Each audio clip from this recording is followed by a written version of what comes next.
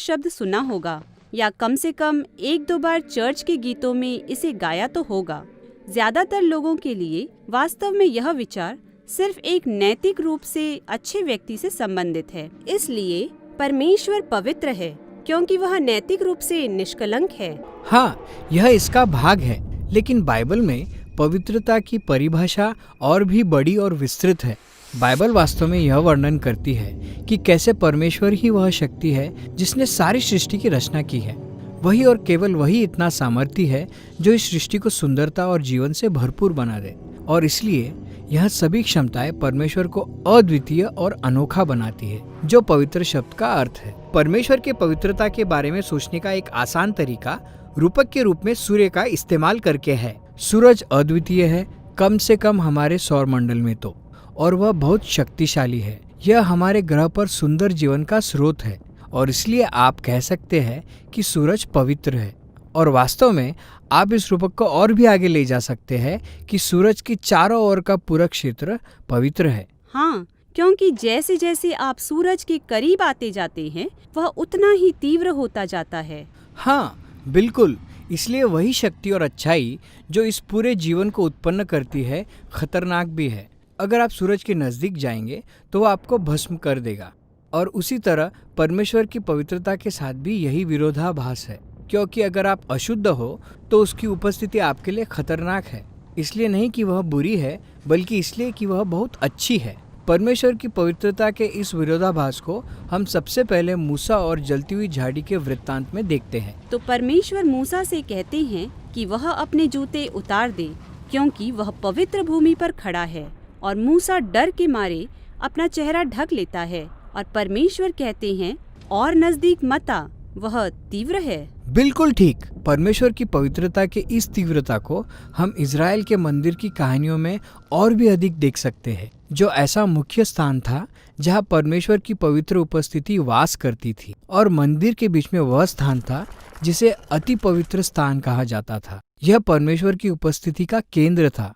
चाहे आप कोई इजरायली हो जो मंदिर के आसपास की भूमि पर रहते हो, या मंदिर में ही काम करने वाले याजक, आप परमेश्वर की पवित्र उपस्थिति के निकट है, जो खतरनाक है। हाँ, यह एक समस्या है। तो यह कैसे काम करेगा? बाइबल में इसका समाधान यह है कि आपको शुद्ध होने की आवश्यकता है। जैसे नैतिक रूप से शुद्ध होना? हाँ, और यह समझना काफी आसान है, लेकिन बाइबल एक और तरह की शुद्धता के बारे में बहुत बात करती है, विधिवत शुद्ध होना, जो ऐसी अवस्था है जिसमें आप खुद को मृत्यु से संबंधित किसी भी चीज से अलग करते हैं, जैसे चर्म रोगी या मृत शरीर या किसी शारीरिक तरल पदार्थ को छूना।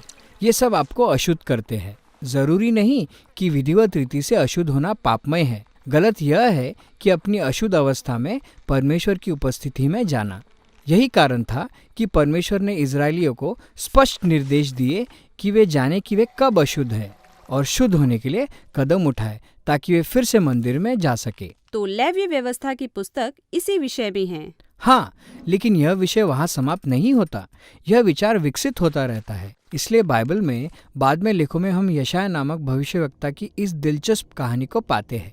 वह एक दर्शन पाता है जहाँ वह मंदिर में है, वह परमेश्वर की उपस्थिति में है, वह पूरी तरह से भयभीत है। हाँ, वह नियमों को जानता है, उसे वहाँ नहीं होना चाहिए था, और वह चिंतित है कि उसका नाश हो जाएगा। फिर वहाँ सारप नामक एक अजीब सा प्राणी है। हाँ, वह अजीब है।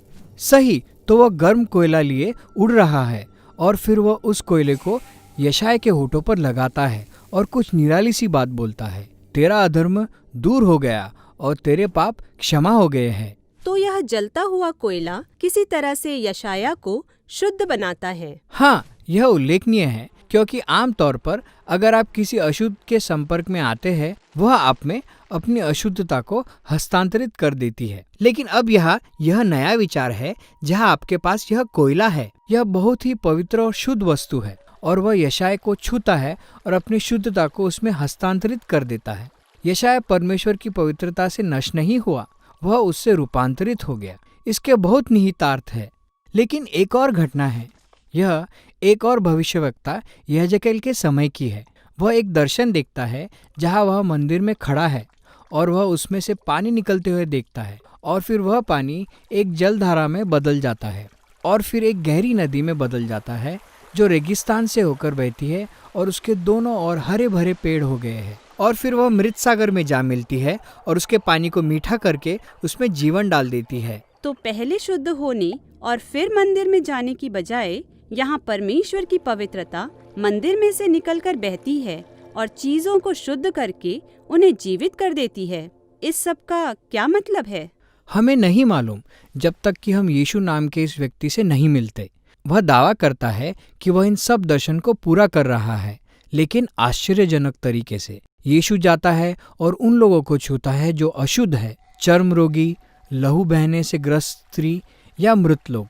जब वह उन्हें छूता है तो होना तो यह चाहिए था कि उनकी अशुद्धता यीशु को हस्तांतरित हो जाती, लेकिन इसके बजाय यीशु की शुद्धता उनमें हस्तांतरित हो जाती है और उनके शरीर को चंगा कर देती है। यीशु यशाया के दर्शन के उस पवित्र कोयले की तरह है। सही है।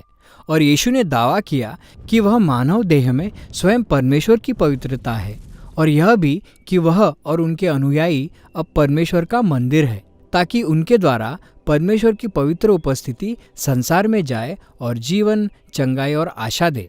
और इस कारण यीशु ने अपने अनुयायी को ऐसे लोगों के रूप में प्रदर्शित किया जिनमें से जीवित जल की धाराएं बहती हैं। तो यह कहानी का हमारा भाग है जहां अब हम अपने को पाते हैं। लेकिन यह सब किस ओर जा रहा है? बाइबल के आखिरी पन्ने परमेश्वर की पवित्रता के अंतिम दर्शन के साथ समाप्त होते हैं। इस बार यह यूहन्ना का दर्शन है। उसके दर्शन में हम एक पूरे नए संसार को देखते हैं।